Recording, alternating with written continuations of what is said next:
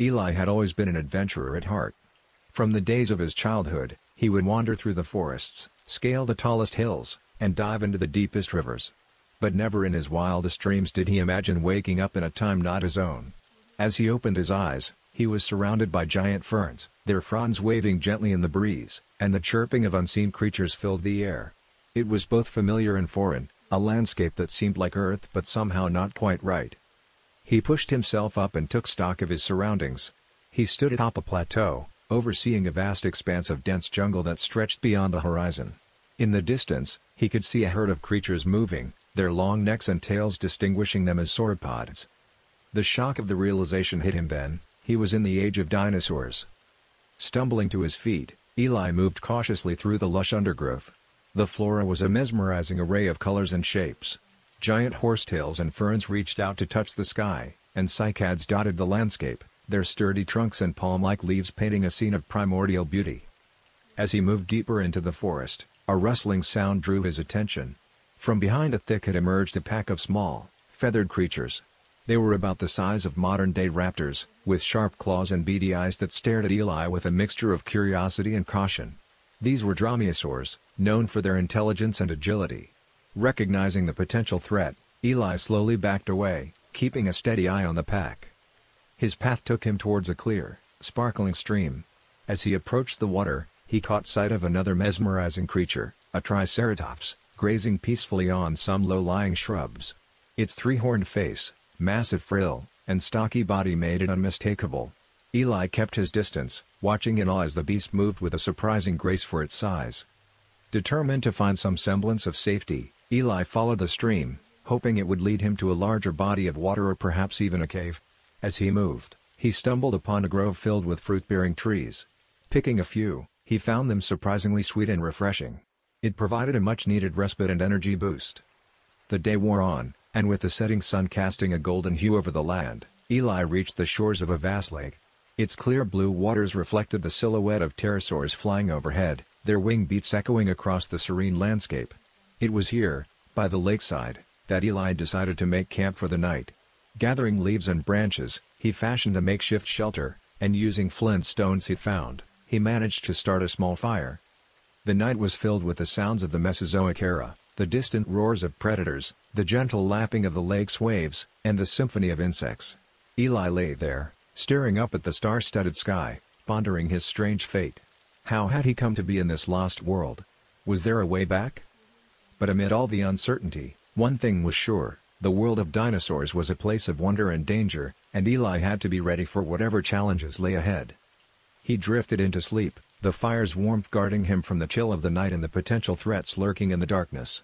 But in this world, one could never be too certain, and Eli knew that tomorrow would bring with it a fresh set of adventures and mysteries.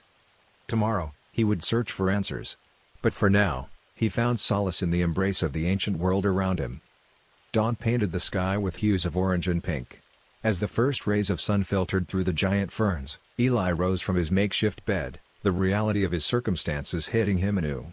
While the beauty of this world was undeniable, the danger it held was palpable. He needed to find answers and, if possible, a way back to his own time. The lake seemed as good a starting point as any. Eli decided to follow its perimeter, hoping to find other species or perhaps even signs of human-like intelligence. But as the hours passed, he realized he was truly alone in this epoch. It was just him, the sprawling landscape, and the majestic dinosaurs. Midday brought with it an unexpected surprise. Eli stumbled upon a series of footprints, unlike any he had seen before. They were bipedal, but larger than his own and with a distinct three-toed pattern. Curiosity piqued, he decided to follow them. The tracks led him through dense forests and open meadows, giving Eli glimpses of the diverse life that thrived here. He saw a stegosaurus, its plates shimmering in the sunlight, and a group of pachycephalosaurs, their domed heads a testament to nature's quirks. But it was the allosaurus that caught Eli's attention. A fierce predator, it was locked in a chase with a smaller herbivore. The raw power and agility on display left Eli both terrified and in awe. The footprints, however, led away from these spectacles, and Eli was glad for it. They eventually brought him to the mouth of a vast cave system. The dark expanse was foreboding, but the tracks led inside, and Eli felt compelled to follow. Inside, the cave was cooler, offering respite from the afternoon heat. Stalactites hung from the ceiling, and the echoes of dripping water resonated through the hollow chambers. Eli moved with caution, the dim light from the entrance slowly fading as he ventured deeper. Then, in a larger chamber, he found them. Paintings. Primitive yet intricate, the walls were adorned with depictions of various dinosaurs, hunting scenes, and even images of humanoid figures standing alongside these ancient beasts. This was evidence of intelligence, of culture. Someone, or something, had been here before him. In the center of the chamber stood a stone pedestal, atop which lay a strange, glowing crystal. The soft blue light it emitted seemed otherworldly. Hesitantly, Eli approached.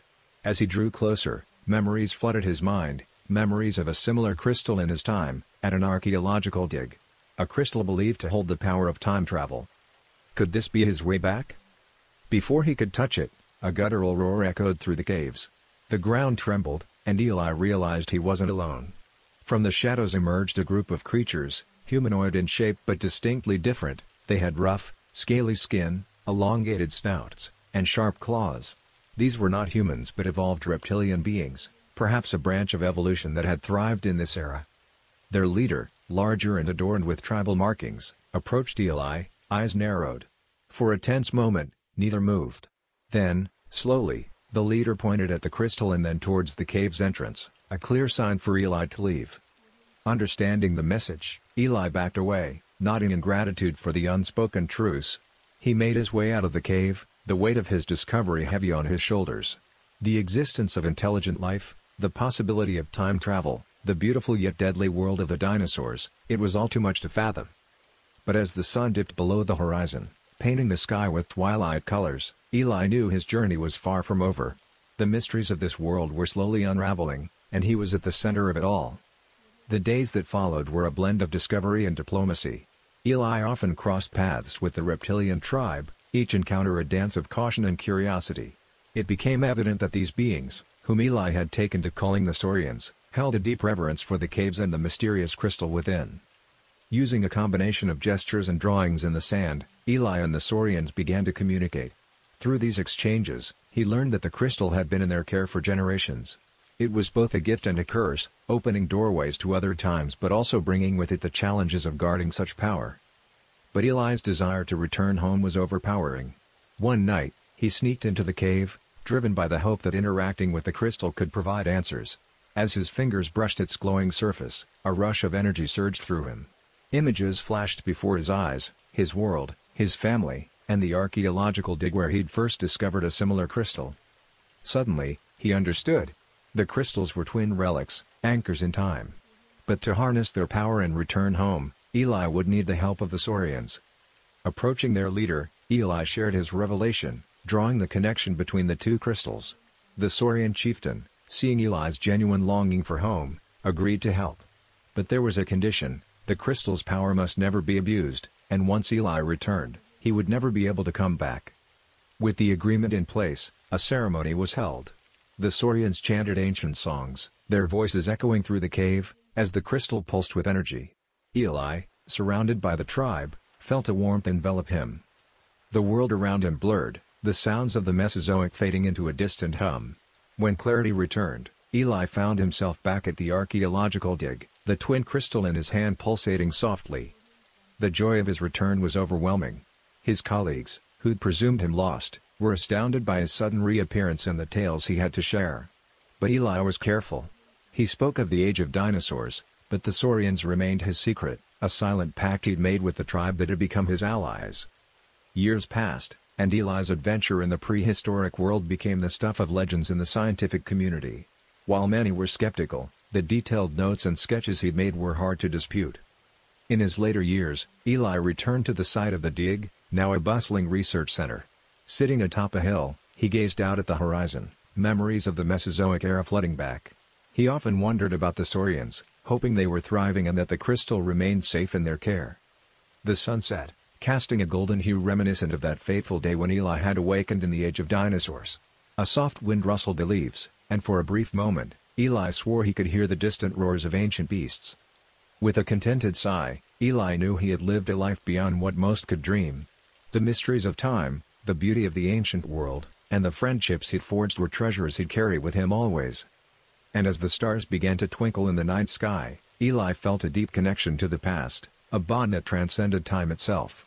In the echoes of the universe, he had found his place, forever intertwined with the age of dinosaurs.